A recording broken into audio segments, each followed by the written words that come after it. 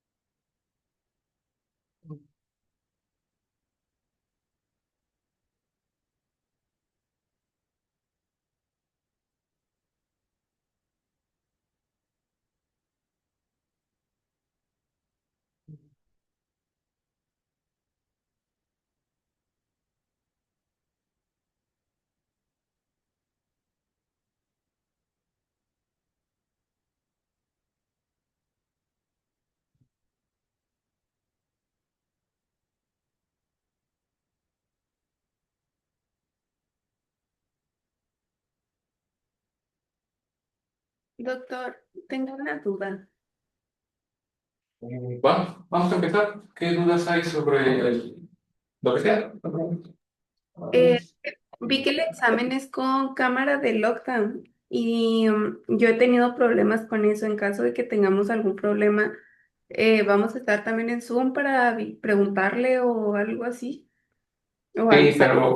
pero o sea, sí necesito la cámara de lockdown. Para los exámenes en línea sí tienen que estar activas los dos, la del segundo dispositivo y la del lockdown. No, no, o sea, de acuerdo, pero en caso de que pase algo, sí lo podemos hablar con usted en Ah, sí, como... claro. O sea, el objetivo de las cámaras es nada más que haya registro de lo que está pasando durante el examen. O sea, si la cámara lo detecta como algo anormal, pues obviamente yo sé que es porque me estaban preguntando algo durante el examen. Entonces, pues, en ese caso no hay ningún problema. Ok, perfecto, gracias. Es que, por ejemplo, ahorita que ando enferma y estoy estornudando, cosas así. Me da miedo como que salga. No, no pasa nada, pero yo, aprovechando el tema, ahorita más tarde les voy a poner las características que tienen que tener la cámara, dónde ponerla y demás para el examen. Eh,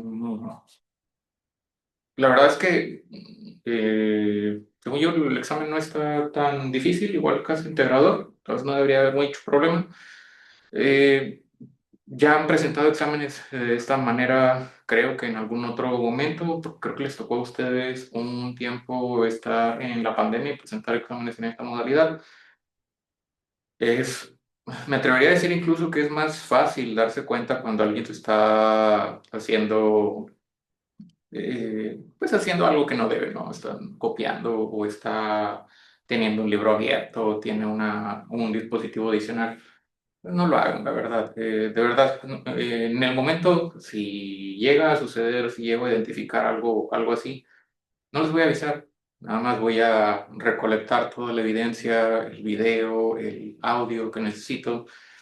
Y si llega a pasar algo así de nuevo, pues voy a mandar toda la información a estos, como ya me ha pasado en otras ocasiones. Ni siquiera les voy a avisar si es que me doy cuenta de que hay algo anormal, simplemente de repente les va a llegar la notificación. Entonces, no lo hagan, la verdad, no vale la pena. Ya están prácticamente más de la mitad de su carrera como para que anden teniendo ese tipo de problemas. El examen pues, no está tan difícil como para que tengan que estarse aventurando o arriesgando a hacer ese tipo de cosas.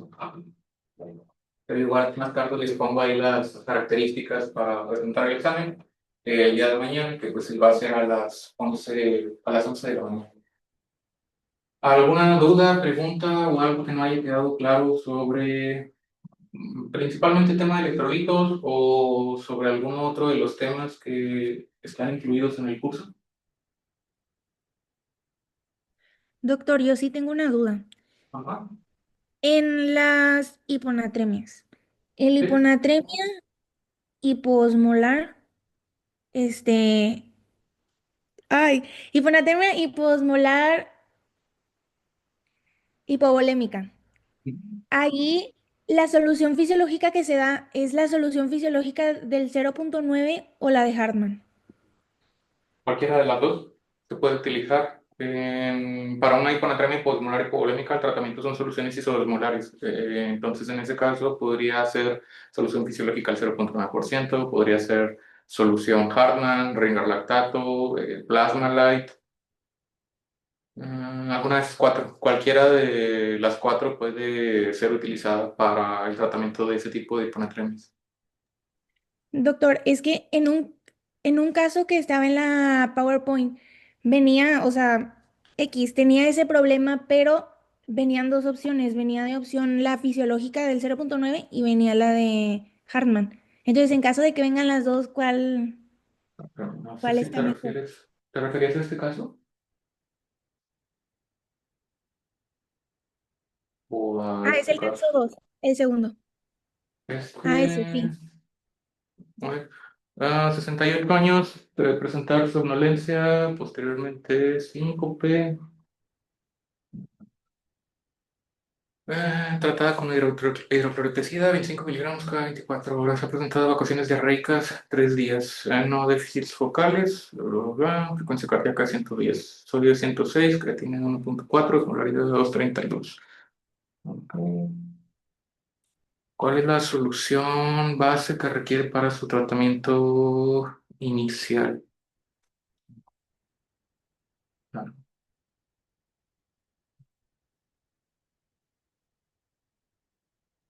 Ahí no, primero le tendríamos que dar una hipertónica sí, para por el corregir. síncope. Sí. Sí, ya tiene alteraciones neurológicas severas. En ese caso, voy, ahorita contesto el chat. Nada más primero sobre esta primera pregunta. Aquí en la descripción del caso nos dicen que tiene somnolencia y posteriormente ya presenta síncope. Y bla, bla, bla, no déficit neurológicos focales. Vena yugular supranal, bla, bla, bla. Pero el déficit neurológico es lo que nos está dando aquí la pista del tipo de solución que se tiene que utilizar. O sea, si ya le presentó un desmayo por la hiponatremia tan severa, ahí la solución base que se requeriría en el tratamiento inicial sería solución salina al 3%. De hecho, por eso en la segunda pregunta dice, después de resuelta la emergencia, ya que la paciente haya mejorado su estado de conciencia, ¿cuál de las siguientes medidas va a responder mejor la paciente? Y ahí la pregunta va dirigida a cuál fue la causa de la hiponatremia, qué tipo de hiponatremia tenía y por lo tanto, cuál fue el origen de la hiponatremia en ese caso. Entonces sí, ahí por el 5P la respuesta no es ni Hartmann ni solución salina. Ni solución salina al 0,9%, sería ya solución salina al 3%, en bolos de 100 a 150 mililitros. Y en el segundo caso, o en la segunda pregunta, después de resuelta la emergencia, ¿cuál de las siguientes medidas responderá mejor la paciente? Hiponatremia hiposmolar hipovolémica, particularmente con osmolaridades urinarias elevadas, como lo describía acá el caso, que era de 250 miliosmoles, es por causas en este caso renales. Y ahí lo que causó principalmente la hiponatremia probablemente fue la hidroclorotiazida y aparte probablemente también fue agravado por el episodio de diarrea que tenía la paciente después. Entonces probablemente fue una hiponatremia que se estaba desarrollando durante muchas semanas o varios meses por el medicamento y eventualmente empeoró por el cuadro de gastroenteritis. Entonces en este caso la segunda respuesta sería la suspensión de la hidroclorotiazida. Digo, para responder la pregunta, perdón, porque me desvié bastante del tema, no puede venir una pregunta que tenga esas dos soluciones si la respuesta es soluciones isosmolares. O sea, si en el examen les ponen o les presentan un caso clínico de un paciente que tiene hiponatremia hiposmolar hipovolémica y les están preguntando por cuál solución se debe de utilizar, no puede venir entre las opciones de respuesta dos soluciones isosmolares, como en el ejemplo de la pregunta 1, que hay no podría venir Hartman y Salino, porque las dos respuestas serían correctas. En realidad no hay preferencia por Alban. Hay algunas enfermedades muy específicas en las que sí se prefiere uno sobre el otro, Hartman sobre fisiológico, pero eso es un tema ya de medicina interna, eso no es tema para ustedes ahorita en pregrado. Pero para fines prácticos no hay mucha diferencia en sí entre los resultados o los beneficios de la administración de una sobre otra. Entonces no va a venir, y de eso sí estoy 100% seguro, que no viene ninguna pregunta de ese tipo en el examen en el que vengan dos cristaloides. Si la respuesta es cristaloides, entonces de eso no se preocupe, no viene nada parecido. Dame un segundo, Jimena, nada más voy a responder unas preguntas que me están haciendo aquí en el chat. Doctor, dos preguntas. ¿Cuáles son las fórmulas que sí necesitamos aprender y qué valores de laboratorio? Potasio, sodio, osmolaridad plasmática, bicarbonato y de las fórmulas de déficit de agua, corrección de potasio, tasa de filtrado glomerular. A ver, ya. Bueno, primero, la primera pregunta. Fórmulas que sí se necesitan saber. No son muchas, creo que nada más son como tres, si no me equivoco, que son osmolaridad, ah, las dos, la verdad, osmolaridad total y osmolaridad efectiva o tonicidad.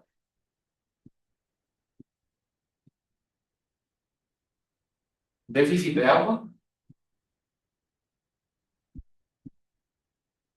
ah, déficit de sodio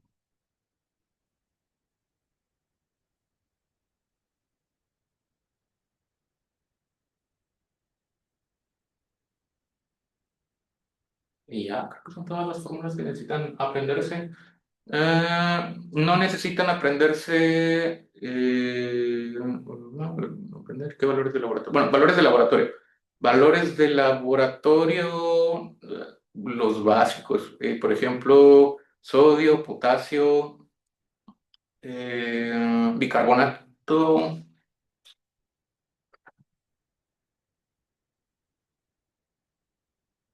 Bueno, sí, por si las dudas, no me acuerdo de lo específico de bicarbonato, pero sí, bicarbonato también. Y pues nada más, tasa de filtrado glomerular, ¿no? Tasa de filtrado glomerular, la fórmula que usamos es la de seca de EPI, pero es una fórmula muy larga y es que en la vida real pues nadie la calcula manualmente, usamos una aplicación, entonces pues no tiene sentido que les esté haciendo aprenderse la fórmula de tasa de filtrado glomerular. Pero pues sí, nada más son esas cuatro que según yo pues no son tantas, nada más cuatro fórmulas son las que se tienen que aprender. Luego, ¿por qué en la hipercalemia el algoritmo es con función renal e hipocalemia con potasio de 24 horas? Más que nada porque esos algoritmos, ok, bla, bla, bla, ok. ¿Por qué en la hipercalemia el algoritmo es con función renal y en hipocalemia es con potasio de 24 horas? La razón es por la etiología de cada una de esas enfermedades. En el caso de la hipercalemia, la principal causa, estadísticamente hablando, o epidemiológicamente hablando, de hipercalemia es la enfermedad renal crónica o la lesión renal aguda. ¿Por qué? Porque el riñón es muy, muy, muy, muy, muy eficiente para controlar los niveles de potasio. Y de hecho es el único órgano que controla los niveles de potasio. Cuando estos se elevan, esto quiere decir que una persona normal, perdón, no una persona normal, una persona sana que no tiene ningún tipo de daño renal, aunque incremente de manera significativa su consumo de potasio, es extremadamente raro que llegue a desarrollar hipercalemia. Tendrías que consumir una cantidad ridículamente alta de cierto tipo de alimentos con un alto contenido de potasio, que en la vida real es prácticamente imposible que suceda. No sé, una vez creo que un estudiante sí hizo un cálculo sobre eso y necesitas comerte como 30 plátanos en un día como para tener hipercalemia. O sea, una carga muy, muy, muy alta como para que el riñón no sea capaz de filtrarlo, como para que el riñón no sea capaz de hacer los ajustes. Entonces, si la cuestión es que la hipercalemia, el principal determinante para que tú tengas niveles elevados de potasio en la sangre, es la función renal, por eso es la primera separación, porque de nuevo, si la tasa de filtrado glomerular está baja, como lo dice el algoritmo, si tiene una tasa de filtrado glomerular de menos de 15 mililitros por minuto, Pues esa es la causa de la hipercalemia, o sea que el riñón no funciona y por lo tanto ya no es capaz de excretar el potasio de manera adecuada. Y por otro lado, si la función renal sí está, no hay ninguna alteración en la función renal, o sea, la tasa de filtrado glomerular es mayor a 20 mililitros por minuto o 15 mililitros, dependiendo del algoritmo, pero en general más se asume o se considera que arriba de 20 el riñón en teoría todavía debería de ser capaz de manejar las cargas normales de potasio que vienen en la dieta. Pero cuando la tasa de filtrado glomerular es normal o cuando el riñón funciona normal, entre comillas, eh, casi siempre el culpable es la aldosterona o un trastorno que tiene que ver con la aldosterona. Y allí es donde empezamos a evaluar primero por presión arterial, si está alta o si está baja, y luego la relación aldosterona y renina. ¿Por qué? Porque hay trastornos que aunque no necesariamente, en los cuales no necesariamente vamos a encontrar niveles de aldosterona elevados, hay otras hormonas que también pueden estimular el receptor de mineralocorticoides, como lo puede ser la corticosterona, la 17-hidroxicorticosterona, perdón, la 11-deoxicorticosterona, que también puede activar el receptor de mineralocorticoides, o un incremento en la sensibilidad por una mutación genética del receptor, otras enfermedades en las cuales hay un incremento en la reabsorción de sodio por sobreactivación del ENaC, como en el síndrome de Liddle. Entonces, por eso es que el algoritmo se dirige sobre todo a alteraciones que tienen que ver con aldosterona o con el receptor de aldosterona, porque en esos casos, si hay algún defecto, ya sea en los niveles de aldosterona o un defecto directamente en el receptor de mineralocorticoides o el receptor de aldosterona, pues es cuando aparecen los desórdenes de hipercalemia.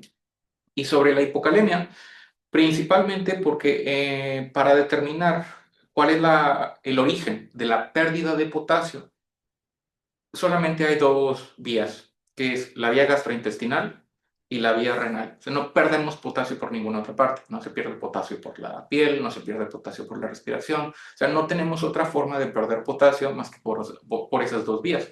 O lo pierdo por la orina o lo pierdo a través de la vía gastrointestinal. No hay de otra.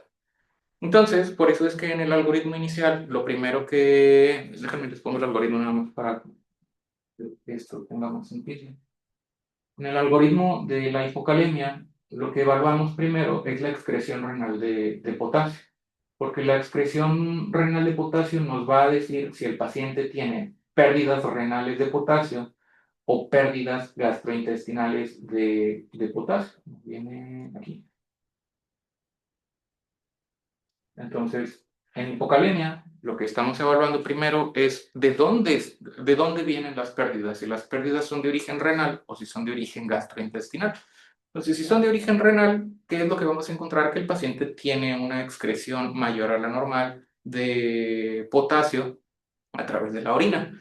Y si no es por el riñón, no sé si el culpable no tiene, si el culpable de la pérdida de potasio no es el riñón, pues tengo que buscar otras cosas, que son principalmente pérdidas gastrointestinales. Hay una condición genética que se llama hipocalemia periódica, parálisis hipocalémica periódica, que es una mutación genética que normalmente aparece cuando los pacientes tienen un consumo alto de carbohidratos y eso provoca una sobreactivación de los ROMK o de los canales de potasio que hace por el efecto principalmente de insulina. El paciente consume muchos carbohidratos, se activa la insulina y eso hace que el potasio se meta hacia el interior de la célula. Es una condición genética rara y que no revisamos aquí porque la verdad es que es rara y no creo yo que valga la pena preguntarles una enfermedad tan rara para el examen, por eso es que no la mencionen mucho en las clases. Pero se pueden quedar con la parte de arriba, con las pérdidas gastrointestinales, porque eso sí es frecuente. Si una persona tiene diarrea, si una persona tiene gastroenteritis, sí puede tener pérdidas significativas de potasio a través de las evacuaciones. Entonces, lo que estamos, o más bien, los algoritmos tienen como propósito identificar en orden de importancia o en orden de causa etiológica por probabilidad cuál es el origen del trastorno que estamos revisando. En el caso de la hipercalemia, como el único órgano que regula el potasio es el riñón, pues lo primero que me interesa saber es si es porque tiene algún daño renal o si no es por un daño renal, si es por alguna alteración endocrina, como la aldosterona, la renina u otro. Y en el caso de la hipocalemia, lo que yo quiero saber es por qué está perdiendo potasio el paciente. Si el paciente está teniendo una ingesta normal de potasio a través de la dieta, pues, cuál es la vía a través de la cual se está perdiendo el potasio. Entonces, por eso es que evalúo primero si las pérdidas son renales o las pérdidas son gastrointestinales. Entonces, aunque son dos enfermedades que evalúan los niveles de potasio, o más bien dos enfermedades que tienen que ver con el potasio, pues no necesariamente van a tener un algoritmo idéntico, porque la forma en la cual los abordamos va principalmente dirigido a la causa principal, o más bien epidemiológicamente por probabilidad, cuál es la causa principal y luego ya nos vamos a causas más raras o menos frecuentes. Pero esa es la razón por la cual los algoritmos no son directamente opuestos o similares en ese aspecto. Ah, Jimena, ¿qué duda tienes? Perdón. Ah, sí. Es sobre la corrección de sodio. Ajá. Es que cuando usted explicó hiponatremia hiperosmolar o sea, por hipoglucemia, Hiponatremia em, hiposmolar por ah, hipoglucemia no, o perdón, hiponatremia hiperglucemia. hiperosmolar. Ok. Por hipoglucemia usó la fórmula de corrección de sodio.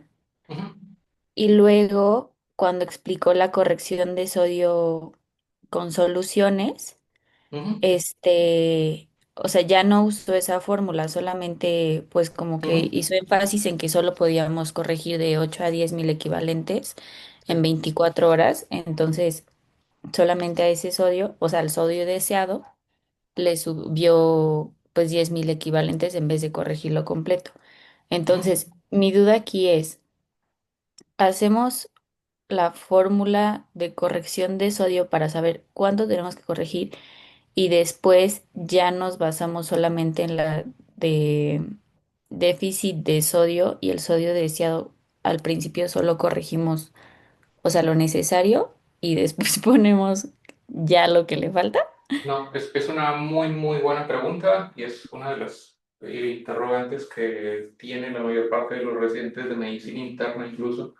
No se hace, no se... Cuando nosotros queremos hacer cálculos con el sodio sérico, es incorrecto realizar una corrección con glucosa antes de hacer el cálculo. A lo que me refiero es, para ilustrar un poco el punto. Si a mí me dicen que el paciente tiene, por ejemplo, una glucosa de 500 miligramos por decilitro y tiene un sodio de 125 miliequivalentes, por poner un ejemplo, si yo calculo el sodio corregido por glucosa, aquí serían 400 que están por arriba del valor normal, así que 400 sería 4 veces por 2 equivalentes que sube cada vez que está arriba de 100. Así que con 500 de glucosa, el paciente debería de corregir el sodio, o se debería de corregir con la fórmula del sodio al menos 8 equivalentes, lo que querría decir que el sodio corregido en este caso sería de 120, perdón, 128, 133 miliequivalentes por litro, con base en el valor de sodio sérico que me reportó el laboratorio y la glucosa que reportó el laboratorio.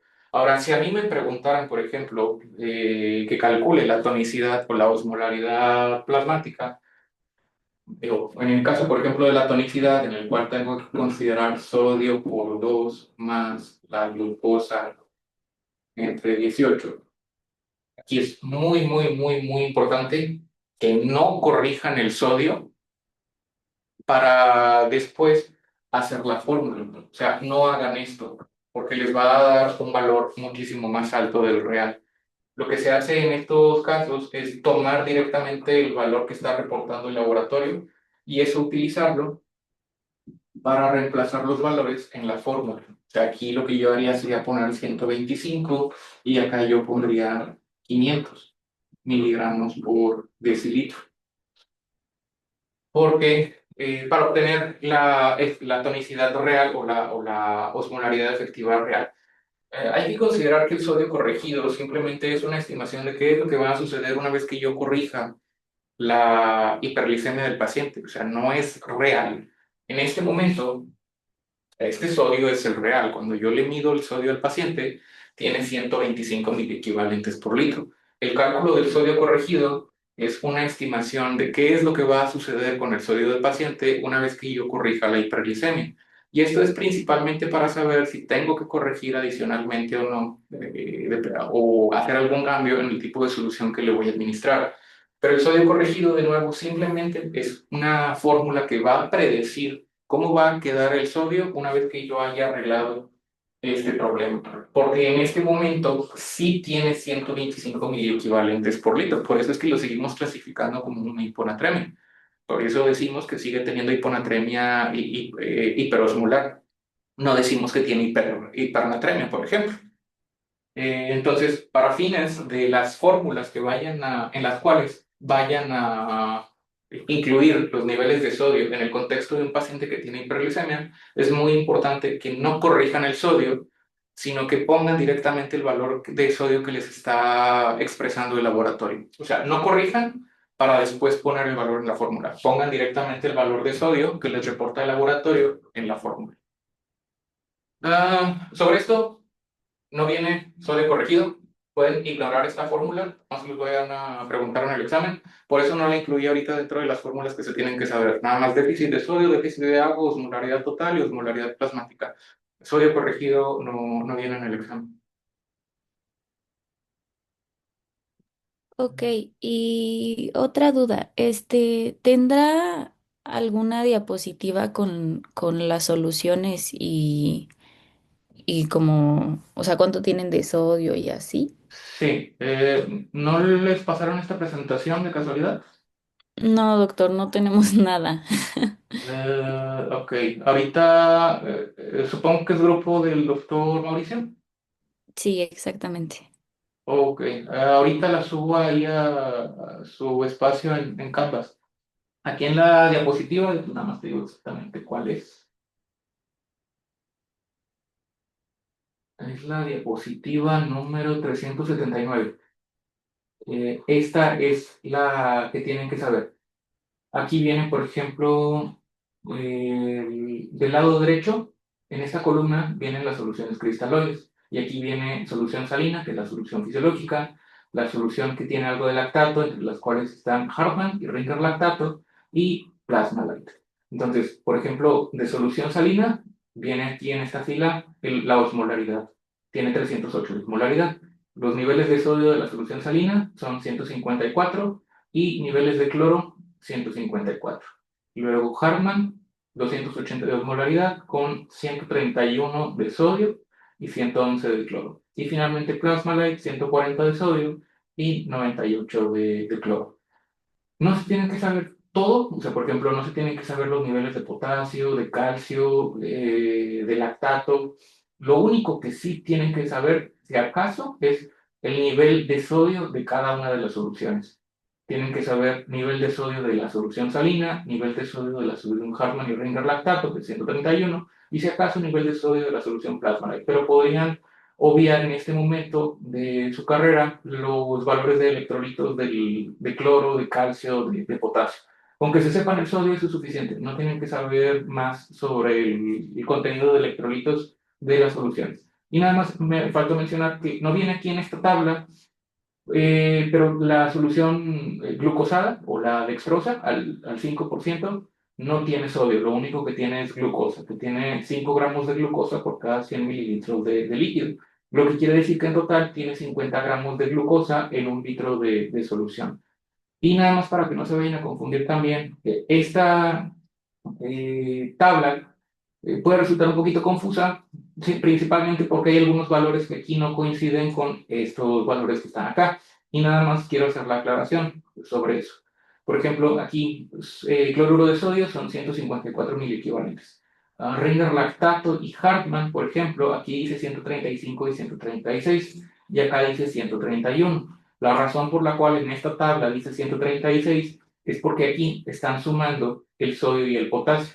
Entonces, por ejemplo, si yo voy acá a Hartmann, me doy cuenta de que 131 más el nivel de potasio, que es 5.4, pues es 135, 136. Entonces, por eso es que aquí viene 136 en estas dos. Y acá en la solución al punto 45%, 77. Pero es nada más para que no se vayan a confundir con estas dos. Y también sobre esta tabla, para que no se vayan a confundir con lo que viene acá en la última columna. Esto no lo van a usar porque el cambio en el sodio lo van a calcular con base en las fórmulas que vimos en clase y que vienen en el RENT. Entonces, esto es un estimado muy burdo, muy ambiguo sobre el efecto real que va a tener una solución o un litro de solución sobre el sodio, porque como ya lo explicamos, depende en gran medida del agua corporal total o dicho de otra manera, del peso del paciente. O sea, yo no le voy a cambiar la misma cantidad de sodio a un paciente que pesa 100 kilos en comparación a lo que va a cambiar el sodio con un litro de solución a una paciente que pesa 50 kilos. Por eso es que esa columna pueden ignorarla por completo, no le hagan caso, porque finalmente el cambio en el sodio lo van a determinar con las fórmulas que ya vimos de déficit de agua y de déficit de sodio. Ahorita, al final de esta sesión, les subo la presentación ahí al grupo del doctor, que creo que ya me dieron acceso, entonces ahorita lo subo. Va, muchas gracias, doctor. Doctor Anion Gap, no tiene que calcular Anion Gap, no se preocupen por eso. No vienen preguntas de...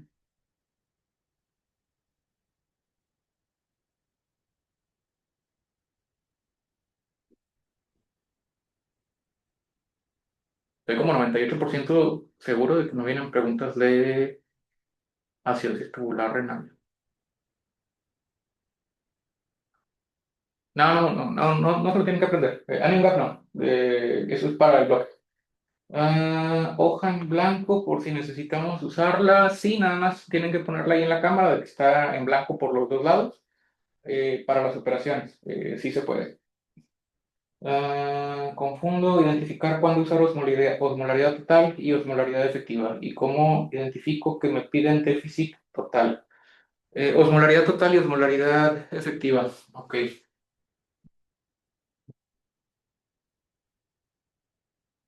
Para fines de la mayor parte de los casos clínicos que les lleguen a preguntar en el examen, van a usar la de osmolaridad efectiva. O sea, la que tienen que saberse bien, es la fórmula de osmolaridad efectiva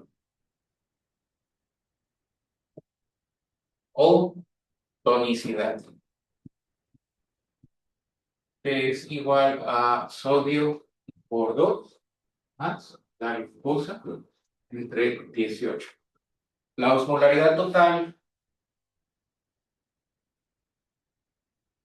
es sodio más potasio por 2 más la glucosa entre 18 más el nitrógeno de la urea entre 2,8.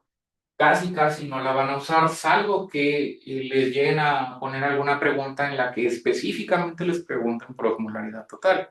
Pero esta es la que sí tienen que saber. ¿Por qué? Porque la osmolaridad efectiva o la tonicidad es la que realmente va a provocar desplazamiento de agua entre los compartimentos. O sea, es la que realmente va a provocar complicaciones severas en el paciente. O sea, es la que va a provocar que se mueva agua del compartimento intracelular al extracelular o viceversa. Un paciente puede tener un incremento en la osmolaridad total. Por ejemplo, el más claro ejemplo de un incremento en la osmolaridad total sin que haya un incremento en la tonicidad o movimiento de agua es cuando un paciente tiene enfermedad renal crónica o cuando tiene un incremento de nitrógeno de la urea. Por poner un ejemplo, si a mí me presentan un caso en el cual tengo un sodio de 140 con un potasio de 4, una glucosa de 90 y un nitrógeno de la urea de, vamos a ponerlo, vamos a hacer dos casos. Vamos a hacer un paciente 1 y un paciente 2. Este también tiene sodio de 140, este como tiene enfermedad renal crónica, vamos a poner que tiene un potasio de 6, tiene igual glucosa de 90, pero se diferencia en el boom. Vamos a suponer que este tiene 12, que está dentro del rango normal. El rango normal del boom es de 10 a 20. Y acá este tiene un boom de, vamos a ponerle 64.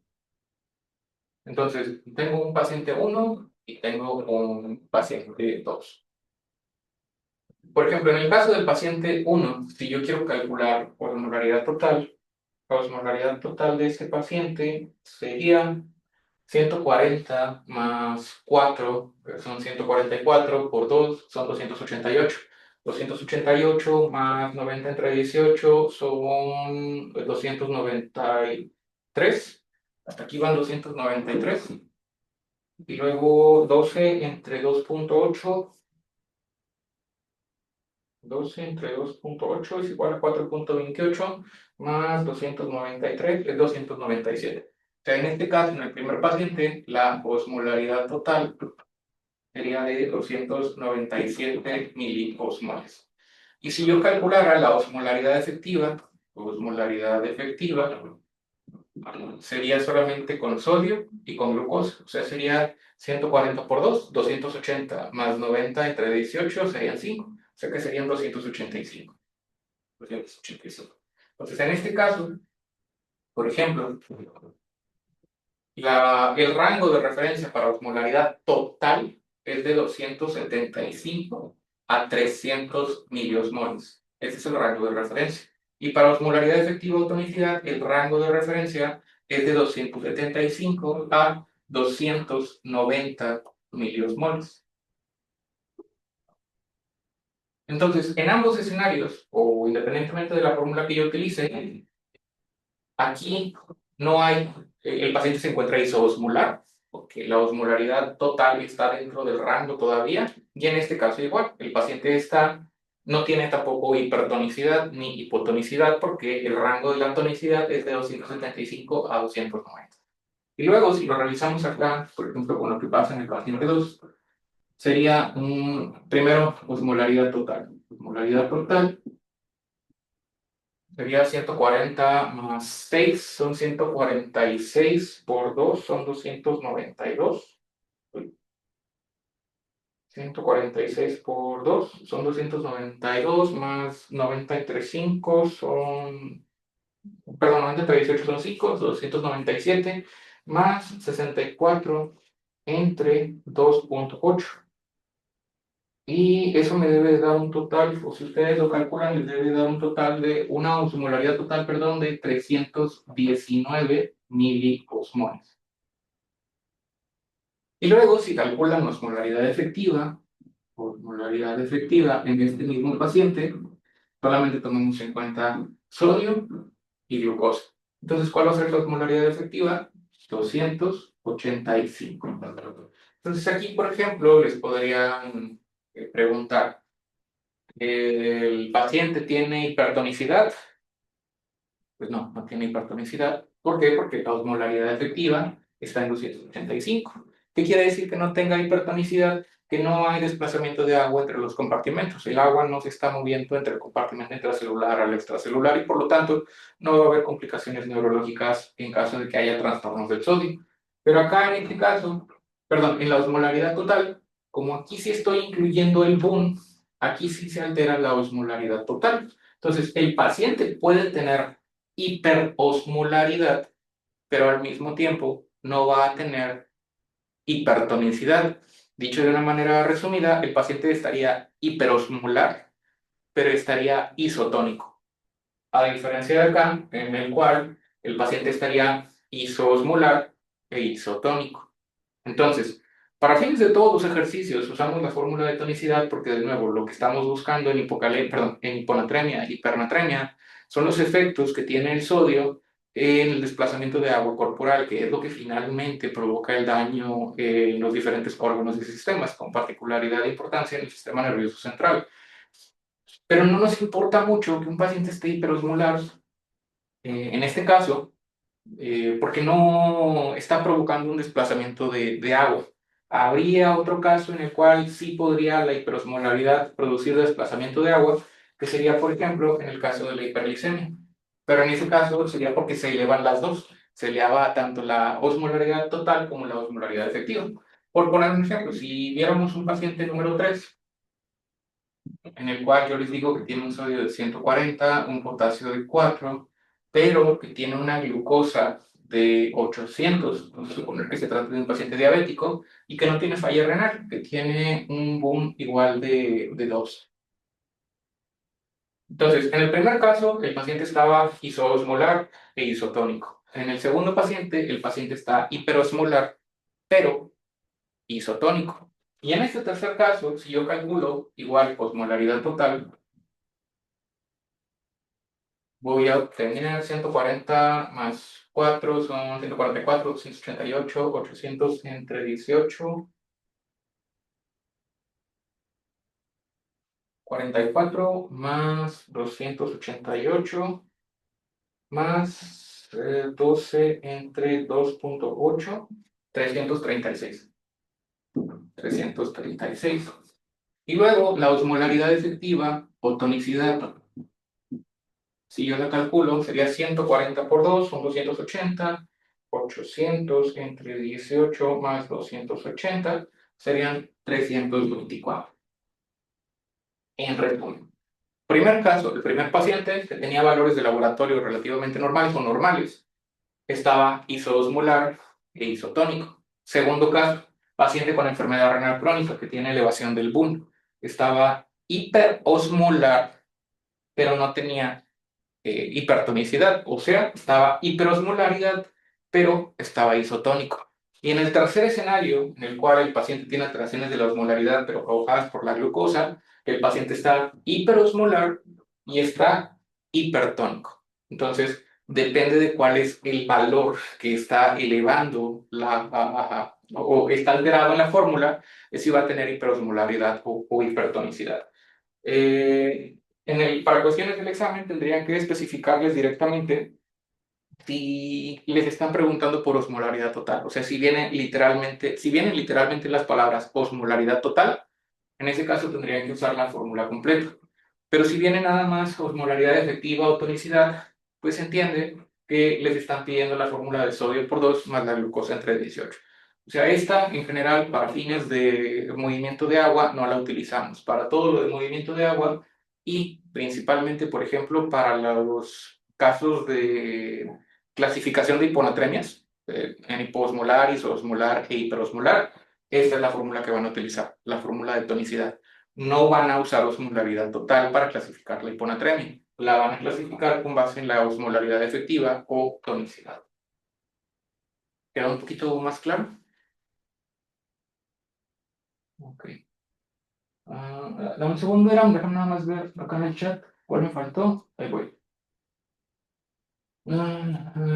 Osmolaridad total y osmolaridad efectiva. Cuando hay hiperglicemia que presenta hiponatremia y después de hacer la fórmula de corrección, ves que se trata de una hipernatremia. Se trata como hipo o hiper. Y tenemos que saber identificar histológicamente las clases de nefritis lúpica. Con saber la descripción es suficiente. Ok, Canvas tiene, perdón, Lockdown tiene calculadora, entonces, pues esa calculadora es la que pueden usar. Luego, saber identificar histológicamente las clasificaciones de nefritis lúpica, no. No tienen que saber identificar histológicamente. Esto quiere decir, no va a venir una biopsia electrónica o una biopsia de microscopía de luz y les van a preguntar cuál es el tipo de nefritis lúpica que tiene el paciente. Pero lo que sí pueden llegar a preguntarles son las características ya descritas en la biopsia, o más bien, que ya les den el reporte de histopatología y que ustedes tengan que clasificarlo con base en el reporte de histopatología. Por poner un ejemplo, si me dicen que es una biopsia que tiene depósitos subendoteliales y que tiene afección de más del 50% de los glomérulos que se encontraron en la biopsia, bueno, si tiene depósitos subendoteliales, pues probablemente es una clase 3 o una clase 4, y como está afectado más del 50% de los glomérulos, pues yo sé que es una clase 4. Entonces, eso sí, pero que ustedes nada más con la apreciación de la microscopía electrónica o de la microscopía de luz tengan que identificarlo, no, eso no lo tienen que hacer. Y luego cuando hay hiperglicemia que presenta hiponatremia y después de hacer la fórmula de corrección ves que se trata de una hiponatremia, se trata como hipo o hiper. En ese caso lo tratan como una hipo. Por ejemplo, en el caso pues de hecho este mismo paciente, ¿no?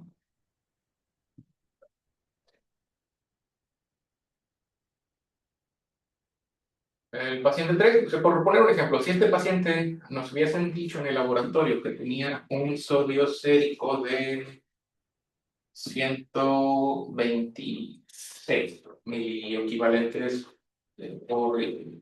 En ese caso, el sodio corregido sería 126, 7 por 2 serían 126 más 14, 140.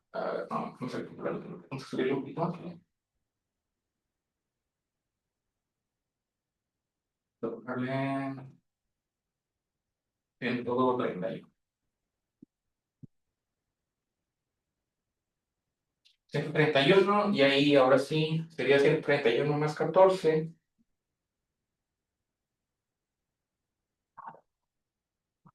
Lo que da 2 más 14 le está 147. El sólido corregido, en ese caso, sería 146, considerando los 800 miligramos por decilitro de glucosa.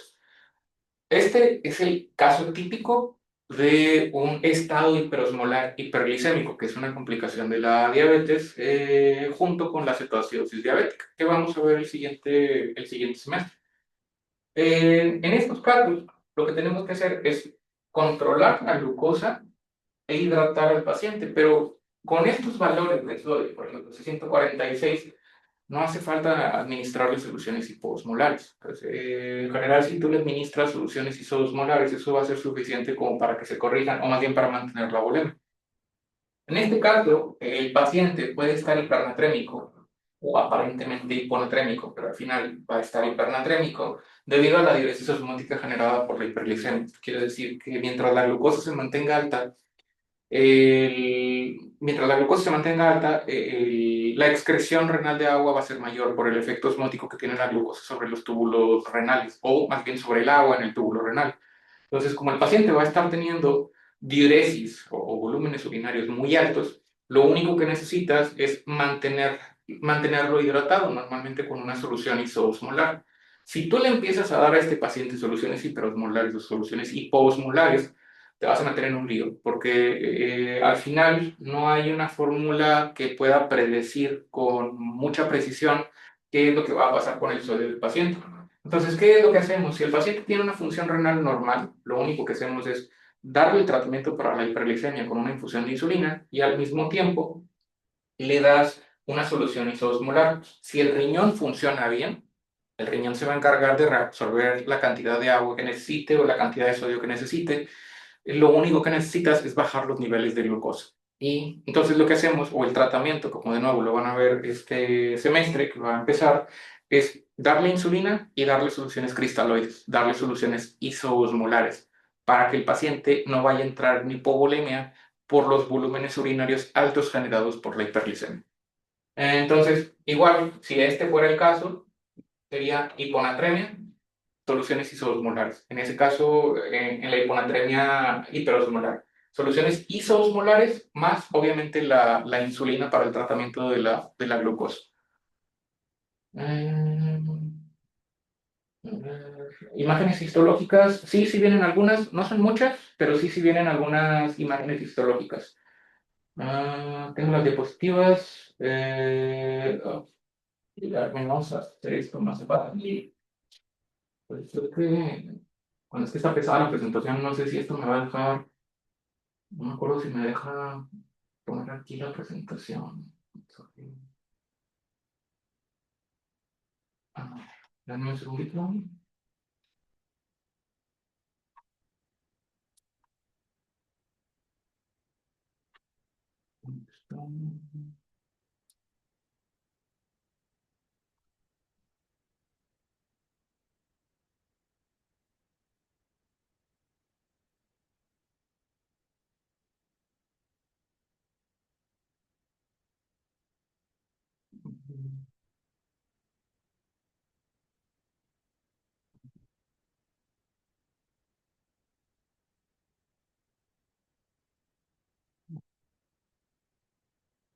Ahí se está cargando la presentación. Ahorita va a aparecer ahí en el chat para que la puedan descargar en caso de que alguien todavía no la tenga. Entonces, antes de continuar con el chat, Irán, ¿qué pregunta? ¿Cuál era tu pregunta, perdón? Era eso referente a la solución que le dábamos, doctor. O sea, porque le damos solución isotónica Ujú. o sea, pero si el sodio corregido, o sea, estuviera muy alto, ¿ya le podemos dar una hipotónica o seguimos con iso? No, ISO. Para hiponatremia hiperosmolar, ISO. No se metan en problemas. Independientemente del sodio corregido, solución isosmolar. Ok, gracias. Ok. ¿Dónde podemos encontrar esa presentación? Ya la estoy subiendo ahí al chat. La voy a subir. Barter y Gittelman a fondo, no. Solamente de Barter y Gittelman lo que tenga que ver con hipocalemia.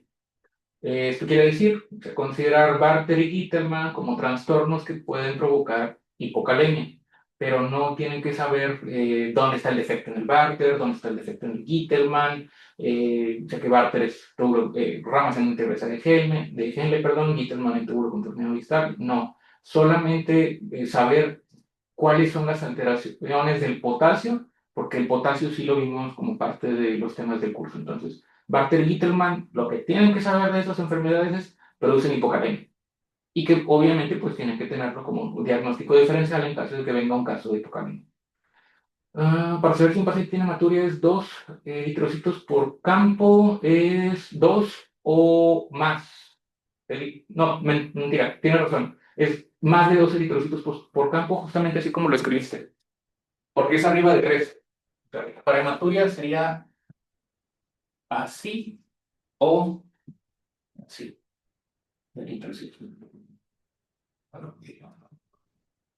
Esa es la definición de hematuria microscópica.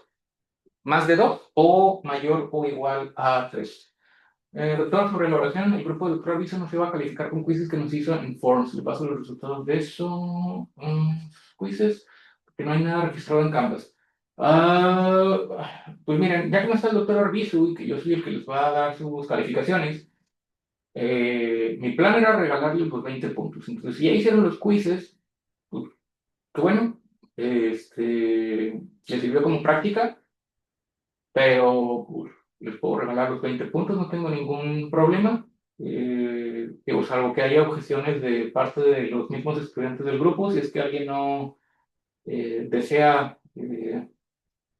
o desea hacer valer lo que resultó, pero no creo que en realidad vaya a haber un consenso sobre que les tomen en cuenta los quizzes. Yo supongo que todos van a querer los 20 puntos. Hoja para cálculos o una calculadora. Lockdown trae calculadora. Podrían a lo mejor tener una calculadora, pero igual tienen que mostrarla a la cámara antes de empezar. Glomerulonefritis membrana proliferativa, no, no está incluida dentro del temario. Ya sé que la mayoría de los libros sí incluyen membrana proliferativa, pero la verdad es que en la vida real la membrana proliferativa no es tan frecuente, no es tan común. Entonces, por eso es que cuando hicimos el diseño del plan de estudio de la materia, decidimos no incluir membrana proliferativa en el curso. Si ya lo leyeron y ya lo vieron con el doctor Mauricio, está bien, ya lo saben para la vida, para clínicas, pero no viene membrana proliferativa en el examen.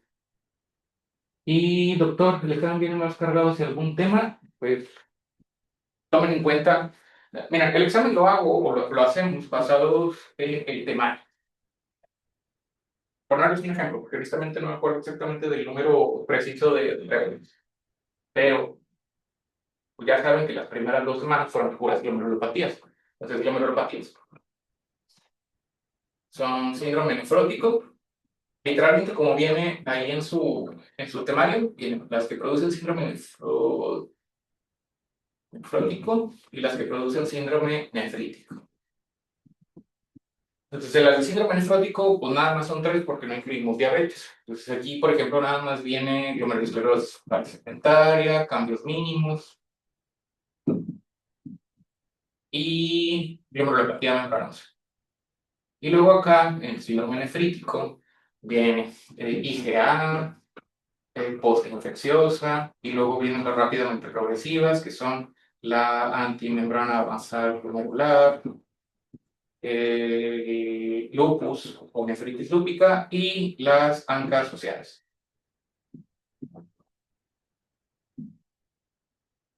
Entonces, pura lógica. No sé, si el examen fuese de 20 preguntas, por poner un ejemplo, pues ustedes más o menos saben que la cantidad de preguntas de síndrome nefrótico va a ser menor en comparación con las preguntas de síndrome nefrítico. ¿Por qué? Porque pues, son más enfermedades. Acá son 1, 2, 3, 4, 5 y acá nada más son 3. Entonces, probablemente la relación que haríamos sería que más o menos serían como 1, 2, 3, 4, 5, 6, 7, 8 probablemente a lo mejor como 2/3 partes, preguntas de nefrítico, y como una tercera parte, preguntas de nefrótico, considerando de nuevo que pues, aquí en las de nefrítico son más enfermedades en comparación con las de nefrótico.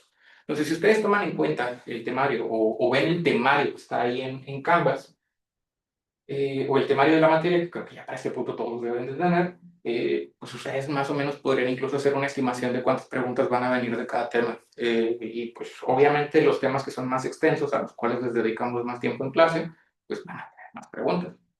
No sé, por ejemplo, si nos tardamos 2 semanas en glomerulopatías, pues casi casi podrían pensar que van a venir a lo mejor como mínimo unas 20 preguntas de glomerulopatías. Si nos tardamos una semana y media en hiponatremia, pues ya saben que sí van a venir bastantes preguntas de soluciones intravenosas y de hiponatremia. Si de infecciones de vías urinarias y litiasis, pues a lo mejor no nos tardamos tanto, pero fueron temas más cortos, pues vienen menos preguntas. Entonces, pues sí está distribuido principalmente con base en el tiempo que nos tomó revisar cada uno de los temas en clase. Doctor, usted había comentado que el otro doctor iba a ser el caso. ¿Es necesario estudiar los temas extras? No, no es necesario. El caso que hizo el doctor Mauricio está bien ajustado a los temas que detallamos en la clase anterior. O sea, los temas oficiales del semestre, los que vienen en el temario. No hace falta que sepan lesión renal aguda, no hace falta que sepan enfermedad renal crónica porque no vienen preguntas de eso en el caso integrador ni en el examen nacional. Eh, Doctor, había dicho que el caso integrador lo hace el otro doctor y quedan 5 preguntas. ¿Eso todavía se queda? Salvo que prefieran que lo cambie y que lo haga yo.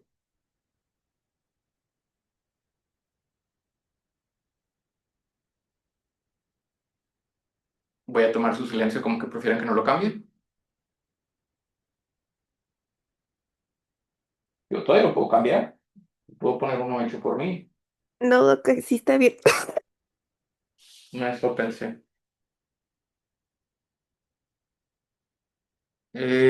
Micrófono de Zoom deberá estar prendido, puede estar apagado. El micrófono de Zoom puede estar apagado, sin embargo, de nuevo, para que sean conscientes de ello, el micrófono de Lockdown sí está encendido. Entonces, sí se escucha. Se escucha todo lo que está pasando ahí en el ambiente en el cual estén. Se los digo de nuevo para que no vayan a hacer nada imprudente. Una pregunta de histología, vienen muchas preguntas. Define muchas preguntas o cómo definimos muchas preguntas. Pues sí vienen. Si me preguntas exactamente cuántas, la verdad es que no me acuerdo. Mm, pero sí, sí vienen preguntas de histología. Obviamente no viene nada más la imagen histológica, viene obviamente acompañado de información clínica y de información de laboratorio, pero sí, sí vienen preguntas de histología. Sí vienen imágenes histológicas de microscopía electrónica y microscopía de luz. En hiponatremia hipotónica, si la osmolaridad efectiva es menor a 275 y en el caso de hipertónica tiene que estar mayor a 290. Hiponatremia se considera, hiponatremia, perdón, se considera hipotónica si la osmolaridad efectiva es menor a 275 y en el caso de hipertónica mayor a 290. Sí, esos valores son los que van a utilizar para clasificar hiponatremias hipotónicas, isotónicas e hipertónicas. 275 y 290 como límites de referencia. Viene necrosis tubular aguda y nefritis tubulointersticial. Viene nefritis tubulointersticial, pero no viene necrosis tubular aguda porque eso es parte del tema de lesión renal aguda y no está incluido dentro de este temario. Revisamos muy a fondo tratamiento para glomerulopatías. No, no muy a fondo, o sea, no les voy a preguntar o no van a venir preguntas en el examen sobre esquemas de segunda línea. En general, esquema de primera línea, nada más, es lo único que tienen que saber. Eh, y sobre todo, cuando lo amerite, porque por ejemplo, para algunas que producen síndrome nefrótico o nefrítico, no siempre se dan esteroides.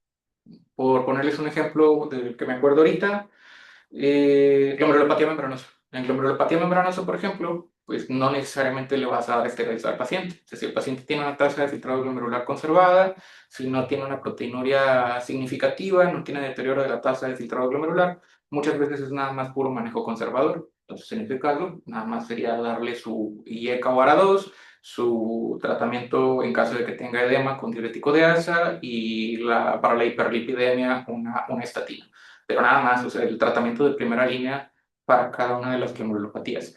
Y de nuevo, cuando lo amerite, cuándo se va a usar o cuándo no se va a usar esteroides.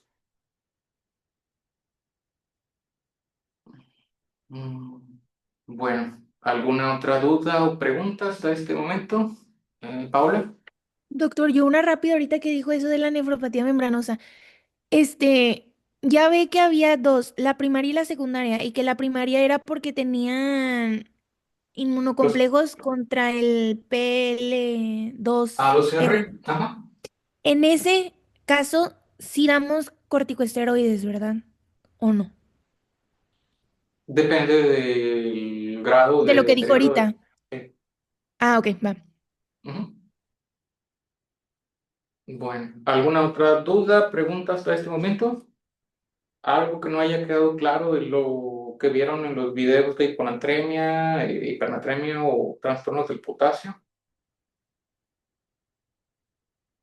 ATR tipo 4 hay dos, una con aldosterona alta y otra con otra baja en los estudios. Sí, hay dos tipos de acidosis tubular renal, porque una es por deficiencia de aldosterona y la otra es por resistencia a la aldosterona. Mm, bueno, entonces, ¿todo bien? ¿Seguros? Tenemos que saber las variantes de la glomerulosclerosis focal y segmentaria.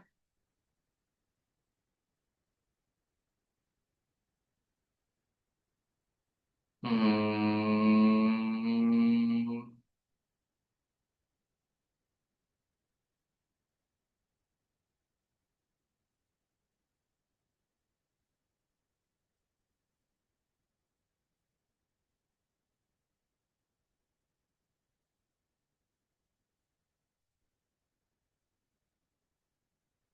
Estoy como 90% seguro de que no. Doc, una duda. ¿Qué tan clavado viene con lo de los genes? Nada, no viene muy clavado en genes. No, nada, nada.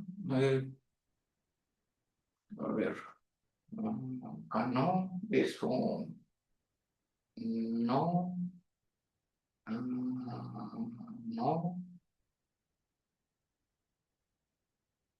no, no, acá tampoco, eso no, y eso, no, nada, no vienen.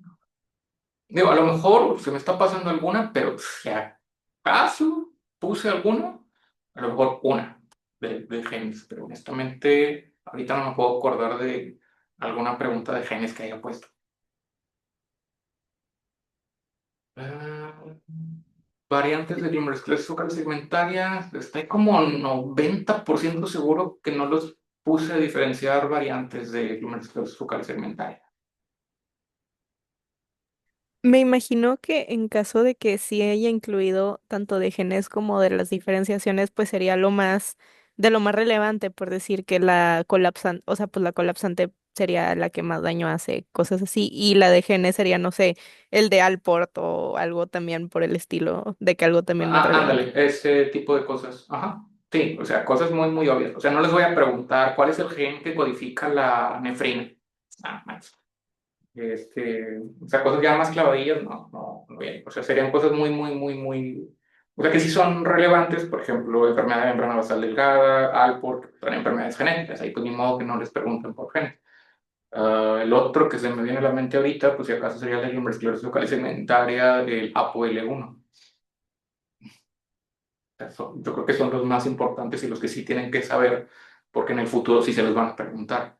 Pero ya clavarme en genes específicos que no le veo mucho sentido, honestamente.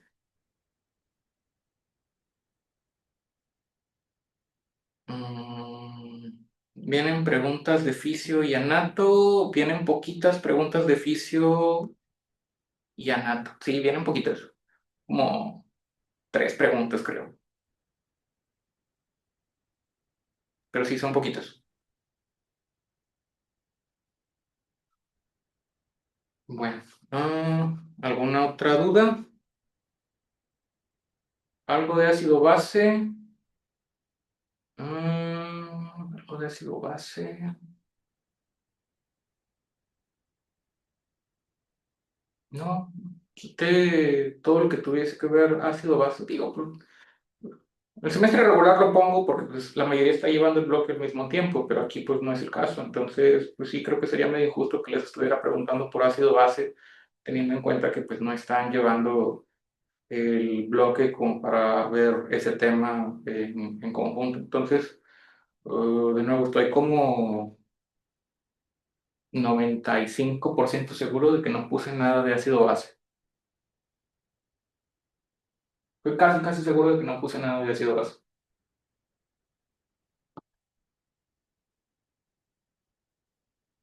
Ah, bueno, ¿alguna otra duda?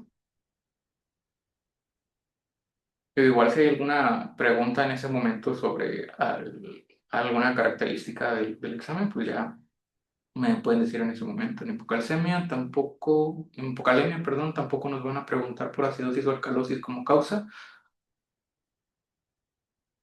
Acidosis o alcalosis como causa. O sea, sí les pueden llegar a preguntar, por ejemplo, por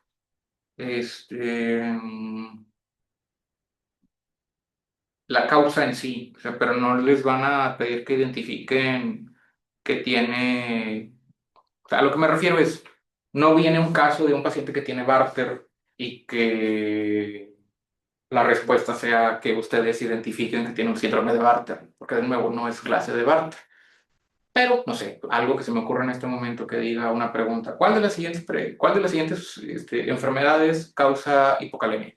Y que venga síndrome de Barter, síndrome de eh, insuficiencia suprarrenal, ah, hipoaldosteronismo primario y pues, alguna otra cosa, ¿no? Pues, bueno, pues, de esas opciones, 3 causan hipercalemia y nada más una causa hipocalemia. Ya, todo lo que tienen que saber de, si acaso, de Barter y de Gittelman, pero no tienen que saber cuántos tipos de Barter hay o cuál es el defecto o cuál es el transportador que está afectado en Gittelman. No, eso no lo tienen que saber. Entonces, ahorita nos suben las instrucciones para el examen. Sí, ahorita subo las instrucciones para ambos grupos. Ahorita más tarde les pongo un anuncio ahí en Canvas para los 2 grupos. No me queda claro entonces si viene acidosis tubular renal de nuevo. O sea, no viene una pregunta en la cual ustedes tengan que responder acidosis tubular renal. O sea, que la respuesta sea acidosis tubular renal. Pero pues sí les pueden llegar a preguntar por causas de hipocalemia o hipercalemia. No sé, otro ejemplo sería, ¿cuál de las siguientes produce hipercalemia? Y que les pongan en las opciones acidosis tubular renal tipo 1, tipo 2, tipo 3 y tipo 4. Bueno, pues nada más. Bueno, la tipo 3 no, porque o sea, casi no existe. Pero que les pongan acidosis tubular renal tipo 1, tipo 2, no sé, síndrome de Gittelman y acidosis tubular renal tipo 4. Sea, así es lo que les podrían preguntar. Serían preguntas relacionadas con el potasio, no preguntas directas sobre acidosis tubular renal. A lo que me refiero es, no les voy a poner un urianálisis en el que venga el pH urinario, en el que venga el bicarbonato urinario, eh, para que ustedes identifiquen una acidosis tubular renal. De nuevo, no están llevando ahorita bloque, entonces pues, no sería como que muy justo hacerles ese tipo de preguntas. Pero como parte de hipocalemia, sí tienen que saber como mínimo si producen hipocalemia o hipercalemia, las tubulopatías, como lo vimos en la clase, como lo vimos ahí en el algoritmo de diagnóstico para hipocalemia y para hipercalemia.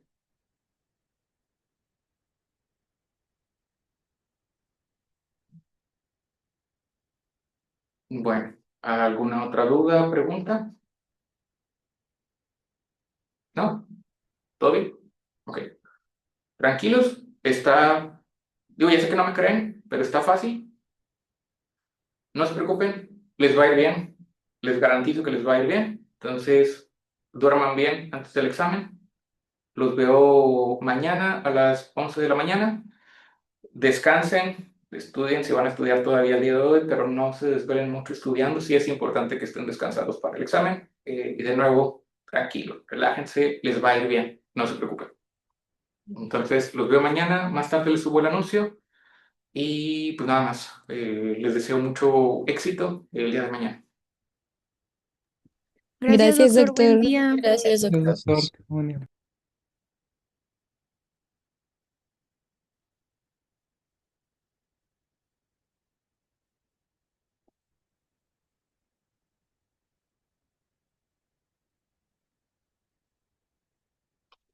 Doctor, una pregunta.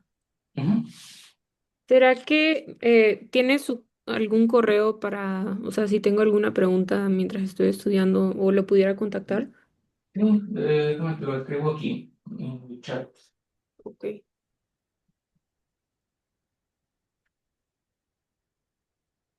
Ahí está. perfecto. Muchísimas gracias. Nos vemos.